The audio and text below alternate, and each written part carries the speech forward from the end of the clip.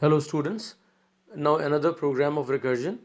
Here I am going to discuss the program to print numbers from 1 to n using the recursion. Alright, as I've told you that as a beginner it's better to write the looping solution first, and through that you can always get the recursive solution. Alright, now here you can see a function series, void series, return type is void, name of the function is series, and here I have provided the limit, that is n, as an argument, and then there is a loop which begins with 1. There is an initialization and test is I less than equal to n. It will go up to n, the i's value, then I is increased by 1, and here in the loop body the printf statement is there to print the value of I. Alright, so initialization test update, and I always suggest that always please watch my previous video to understand it better. Alright, now students, here we design a class, right, and say show series is the name of the class I have given. You can keep the name shorter, not a problem.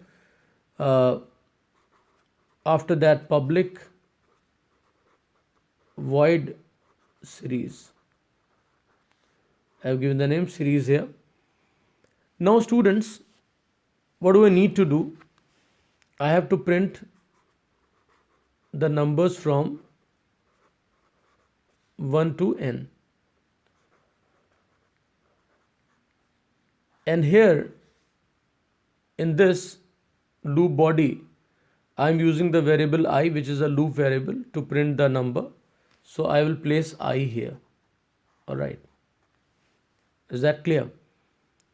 Now I is only printed when its value is either less than or equal to n, so I put a condition here: if I less than equal to n, then you show the value of I. And after that, students, what do? We update. Once I have printed, then I update the value of I. How we can do this? I can have it here, the recursive call, there is a function series which was here, right, and I have to increase the value of by I by 1, so I can have plus plus I can write I plus 1 also here, so this is plus plus and then I. Students, here also I have to provide that integer I, which is very much here, right, so I have written, but how we will get the value of n? So that is why here two arguments will be there, one is I and the other is n, and I close it here, right, intn, the closing has been done, this parenthesis has been closed. Now we come here, so this is the condition: when it is true, this will be printed, and then after that the value of I will be updated. And here students, what I will write, I have to write n again, and I will close it here. Then what I do, I close this curly brace. Alright, so when this condition will be true, all these things will take place, and then I close what? Series function. Now it is closed. After that, students, I need to initiate this process of recursion, so this function has to be called from some other function, so I here write public void call. Alright, and what I do, I write here series, and here I give the initial value 1 to I, so 1 is here, and suppose I want to print only 5 values or 10 values, so I say 10 this time, so I pass 10, this 10 will be assigned to n, right, so numbers from 1 to 10 are going to be printed through this. Otherwise, if you want to take every time new value for n, so you can take an input for n over here, and that variable can be passed, and then it will be done. So this is the call for the function series, which is a recursive function, and after that we close here, and then finally we close the class. Students, it's very simple to design the recursive function, right? When you do at least 20 to 25 programs, you will understand it much better. And at that time you do not need to take the help of the concept of looping, right? Now students, what happens here actually when the recursion takes place? Few things let me clarify, it's important for you to understand. When I call this function series, so here for the first function call, I write here series, and here I call it with value 1, and just to keep things simple I take the value say 3 only. And this is for means I is 1 and n is 3. Alright. Now control comes here and it sees that value of I is 1 and n is 3, so it is less than 3. It is true, it comes here, 1 is displayed on the screen. So the output is 1. Alright. So first you will see on the screen what will be printed, 1. After that, students, what happened? Again a call is encountered.